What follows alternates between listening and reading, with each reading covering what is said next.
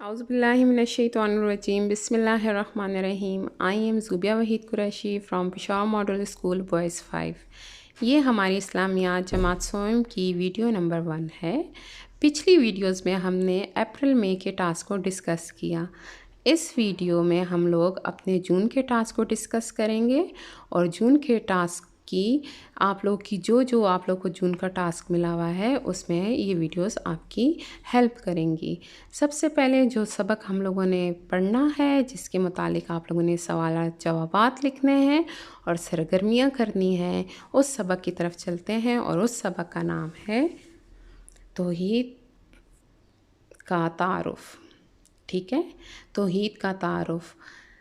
یہ توحید جو ہے یہ ہمارے مسلمان ہونے کا سب سے پہلا عقیدہ ہے۔ عقیدہ یعنی ہم مانتے ہیں، اس بات پر ہم ایمان رکھتے ہیں، یہ ایمانیات کا حصہ ہے۔ ایک مسلمان کس بات پر ایمان رکھتا ہے؟ دل اور زبان سے پختہ پکا یقین رکھتا ہے۔ کس بات پر؟ سب سے پہلے آتا ہے توحید۔ توحید کیا ہے؟ توحید کا مطلب ہے اللہ تعالیٰ کو ایک ماننا۔ توحید کا مطلب ہے اللہ تعالیٰ کو ایک ماننا، اور اس چیپٹر میں ہم اللہ تعالیٰ کی وحدانیت یعنی اس کے ایک ماننے کو اور اس کے ساتھ کسی کو بھی شریک نہ ٹھہرایا جائے، اس کو ہم ڈسکس کریں گے۔ توحید اسلام میں جو توحید سے مراد ہے وہ ہے اللہ تعالیٰ کو ایک ماننا، اور یہ ماننا کہ اللہ تعالیٰ ہی ہر چیز کا خالق و مالک ہے۔ خالق و مالک ہے یعنی بنانے والا بھی ہے اور اسے پیدا کرنے والا بھی ہے۔ تمام چیزیں اللہ تعالیٰ کے حکم کے مطابق ہیں۔ ٹھیک ہے، کوئی اپنی مرضی سے کچھ بھی نہیں کر سکتا۔ توحید میں ہمیں اس بات پہ پکا یقین رکھنا چاہیے کہ اللہ تعالیٰ ایک ہے، اس کا کوئی شریک نہیں۔ تمام صفات یعنی اس کی جو خوبیاں ہیں، اللہ تعالیٰ اس میں واحد اللہ شریک ہے، اللہ کے برابر کوئی بھی نہیں ہے۔ وہ سب سے زیادہ علم رکھتا ہے، وہ سب سے زیادہ طاقت رکھتا ہے، وہ سب سے زیادہ عظیم ہے۔ ہر چیز پر اس کی قدرت ہے۔ اس نے دنیا کی تمام چیزیں پیدا کی ہیں۔ سارے جہانوں پر صرف اور صرف اللہ ہی کی حکومت ہے۔ اللہ تعالیٰ ہی سب کو پالنے والا ہے۔ اس میں اللہ تعالیٰ کی کوئی ہیلپ نہیں کر رہا۔ اللہ تعالیٰ کا کوئی ساتھی نہیں ہے، اس کا کوئی شریک نہیں ہے۔ دیکھیں، ہم لوگ کہتے ہیں نا کہ ہم کہہ دیتے ہیں کہ بس اللہ تعالیٰ ایک ہے، یہ ہم مسلمان ہو گئے۔ نہیں، ہم نے کہنا تو کہنا ہے، اور دل سے بھی پکا اس بات پہ یقین رکھنا ہے کہ اللہ تعالیٰ ایک ہے۔ اللہ تعالیٰ ہمیں دکھائی نہیں دیتا، لیکن وہ ہر جگہ اور ہر وقت موجود ہے۔ ٹھیک ہے، تو توحید کے تعارف میں ہم کس کے بارے میں پڑھیں گے؟ اللہ تعالیٰ کے ایک ہونے کے بارے میں، اور اس بارے میں کہ ہر چیز کا خالق و مالک کون ہے؟ اللہ تعالیٰ ہے۔ اللہ تعالیٰ ہی سب سے زیادہ طاقت رکھتا ہے اور علم والا ہے۔ اس زمین و آسمان کی ہر چیز کس نے بنائی ہوئی ہے؟ اللہ تعالیٰ نے۔ قرآن شریف میں بھی اللہ تعالیٰ کا ارشاد ہے، ان اللہ علی کل شیء قدیر۔ ترجمہ یعنی اس کا مطلب ہے کہ اللہ تعالیٰ ہی، بے شک اللہ ہی ہر چیز پر قادر ہے۔ قادر ہے یعنی طاقت رکھتا ہے، اس کے علاوہ کوئی کام کسی سے نہیں ہوتا۔ اللہ ہی کے حکم سے ہر کام ہوتا ہے۔ ٹھیک ہو گیا؟ دنیا کی تمام نعمتیں جو ہیں وہ کس نے پیدا کی ہیں؟ اللہ تعالیٰ نے۔ دیکھیں، ایک جیسی زمین ہے، ایک جیسا پانی جاتا ہے اس سے، پر اللہ تعالیٰ نے اس میں کتنے خوبصورت رنگ برنگی پھول، رنگ برنگی پودے، رنگ برنگی پھل اور اناج ہمارے لیے رکھے ہوئے ہیں۔ یہ طاقت اللہ کے سوا کسی اور میں ہے؟ نہیں، یہ ساری نعمتیں جو ہیں صرف اور صرف اللہ تعالیٰ کی ذات ہمیں دیتی ہے، اور ہمیں اس کے لیے اللہ تعالیٰ کی نعمتوں کا شکر ادا کرنا چاہیے۔ اور آپ کو تو اندازہ ہی نہیں ہوگا کہ اللہ کی اتنی زیادہ نعمتیں، اتنی بے شمار نعمتیں ہیں کہ اگر ہم وہ گننے بھی بیٹھیں، گننا بھی چاہیں تو ہم وہ گن نہ پائیں۔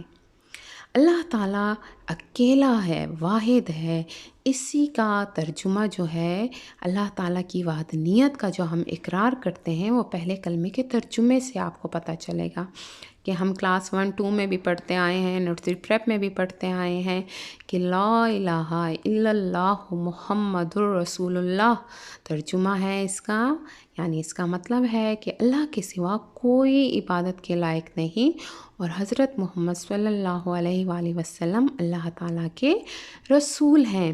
اس کلمے میں بھی اور سورۃ الاخلاص کے ترجمے کو بھی اگر ہم دیکھیں، اب تو آپ 3 کلاس میں آ گئے ہیں تو آپ ترجمے بھی کریں گے، آپ احادیث بھی کریں گے، آپ ہر چیز کے مطلب کی طرف بھی جائیں گے کیونکہ اب آپ کی بڑی کلاس ہو گئی ہے.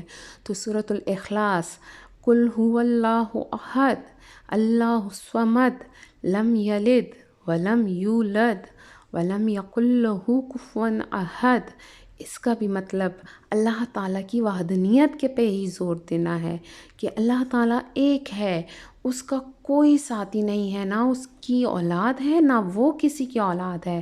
اولاد کہتے ہیں بچوں کو، یعنی اللہ تعالیٰ کے نہ کوئی بچے ہیں نہ اللہ تعالیٰ کی کوئی ماں باپ ہیں. سمجھ آ رہی ہے؟ اللہ تعالیٰ کے برابر کوئی بھی نہیں ہے. تو کلمہ طیبہ کا ترجمہ اور سورۃ الاخلاص کا ترجمہ بھی ہمیں کس بات کا سبق دیتا ہے؟ اللہ تعالیٰ کی توحید کا سبق دیتا ہے. اور توحید کا کیا مطلب ہے؟ اللہ تعالیٰ کو ایک ماننا. توحید اللہ تعالیٰ سے محبت اور ایمان کی علامت ہے. اللہ تعالیٰ کو تمام جو ہے کائنات کا خالق و مالک مانا جائے.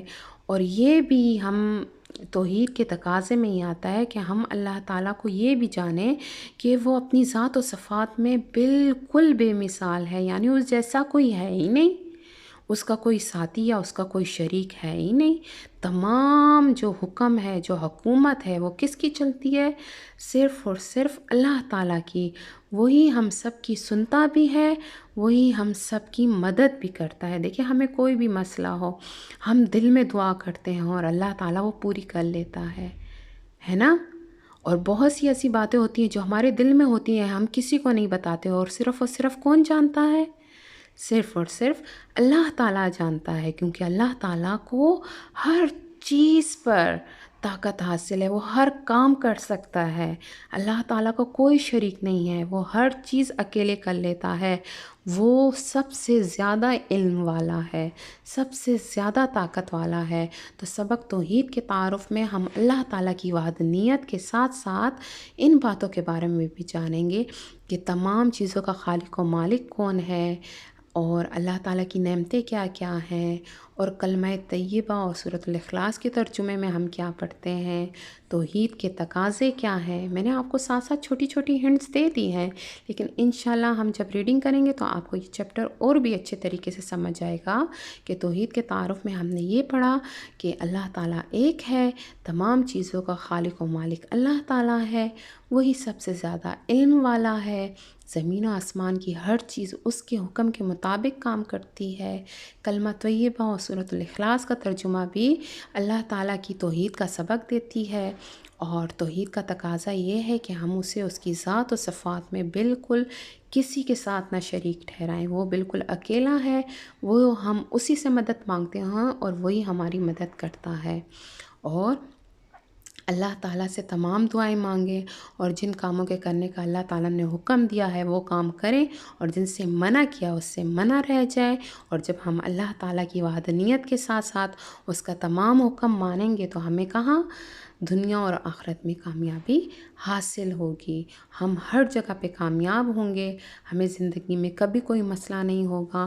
اس لیے ہمیں چاہیے کہ ہم اللہ تعالیٰ کے ساتھ کسی کو شریک نہ ٹھہرائیں اور اسے اکیلا مانیں، اور یہ جانیں کہ وہی رزاق ہے، یعنی وہی رزق دینے والا ہے، اور وہی کریم ہے، یعنی وہی کرم کرنے والی ذات ہے، رحیم ہے، رحم کرنے والی ذات ہے.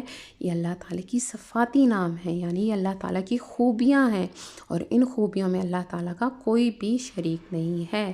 انشاءاللہ نیکسٹ ویڈیو میں ہم اپنے اسی چیپٹر کی جو ہے وہ پڑھائی کریں گے، اور تب تک کے لیے آپ لوگ اس ویڈیو سے اسکرین شاٹ لے کے اپنے سبق کو ریڈ آؤٹ کر سکتے ہیں، مشکل الفاظ کی پریکٹس کر سکتے ہیں، اور مشکل الفاظ لکھ کر بھی اس کی مشق کر سکتے ہیں، کیونکہ اب آپ کا زیادہ کام ہوگا اور یہ تمام ٹاسک جو ہے آپ نے لکھ کے حل کرنا ہے. ٹھیک ہے؟